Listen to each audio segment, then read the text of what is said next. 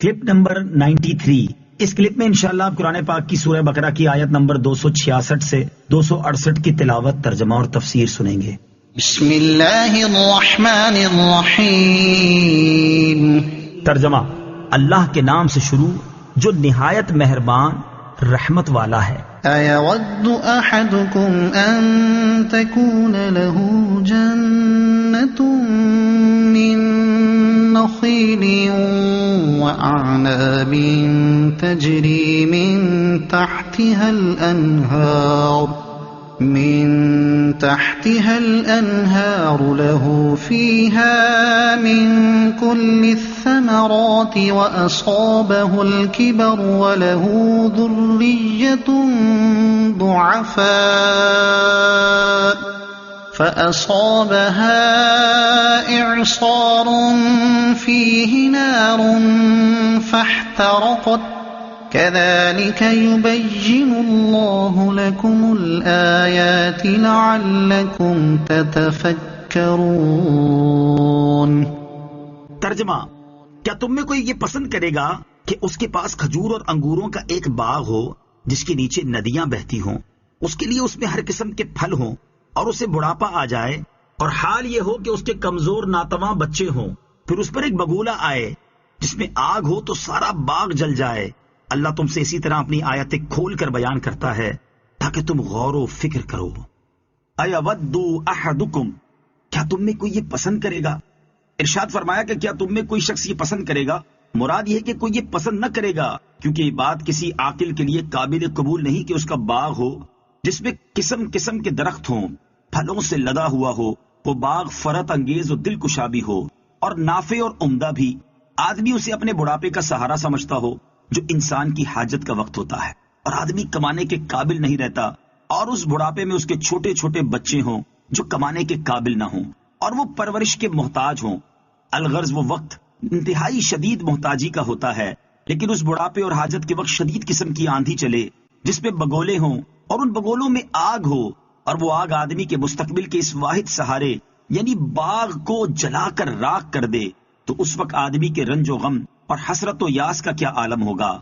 اللہ اکبر! یہی حال اس شخص کا ہے جس نے اعمال حسنہ تو کیے ہوں مگر رضائے الہی کے لیے نہیں بلکہ ریاکاری کی غرض سے کیے، اور وہ اس گمان میں ہو کہ میرے پاس نیکیوں کا ذخیرہ ہے، مگر جب شدت حاجت کا وقت یعنی قیامت کا دن آئے تو اللہ تعالیٰ ان اعمال کو نامقبول کر دے، اور اس وقت اس کو کتنا رنج اور کتنی حسرت ہوگی۔ اللہ تعالیٰ یہ آیات اس لیے بیان فرماتا ہے تاکہ اے لوگو تم غور و فکر کرو اور سمجھو کہ دنیا فانی ہے اور آخرت ضرور آنی ہے، تو اس آخرت کے لیے عمل کرو اور اپنے اعمال میں اخلاص پیدا کرو۔ اللہ اکبر! کس قدر دل دہلا دینے والی مثال ہے۔ اے کاش کہ ہم سمجھ جائیں اور اپنے تمام اعمال، نماز، ذکر و درود، تلاوت و نعت خوانی، حج و عمرہ، زکوٰۃ و صدقات وغیرہ کو ریاکاری کی تباہ کاری سے بچا لیں اور اپنے اعمال کا محاسبہ کرنا شروع کر دیں۔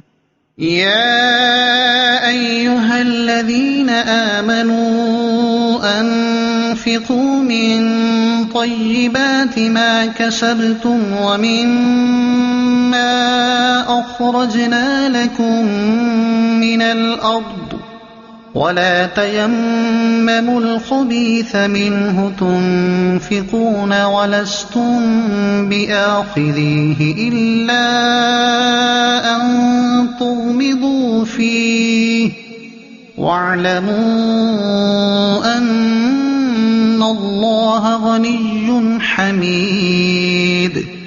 ترجمہ: اے ایمان والو، اپنی پاک کمائیوں میں سے اور اس میں سے جو ہم نے تمہارے لیے زمین سے نکالا ہے اللہ کی راہ میں کچھ خرچ کرو، اور خرچ کرتے ہوئے خاص ناقص مال دینے کا ارادہ نہ کرو، حالانکہ اگر وہی تمہیں دیا جائے تو تم اسے چشم پوشی کیے بغیر قبول نہیں کرو گے، اور جان رکھو کہ اللہ بے پرواہ حمد کے لائق ہے۔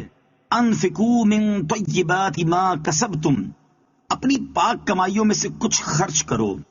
بعض لوگ صدقے میں خراب مال دیا کرتے تھے، ان کے بارے میں یہ آیت نازل ہوئی اور فرمایا گیا کہ اللہ تعالیٰ کی راہ میں اپنا کمایا ہوا پاکیزہ اور صاف ستھرا مال دیا کرو، نیز زمین کی پیداوار سے بھی راہ خدا میں خرچ کیا کرو، اور اللہ تعالیٰ کی راہ میں ناقص، گھٹیا اور ردی مال نہ دیا کرو۔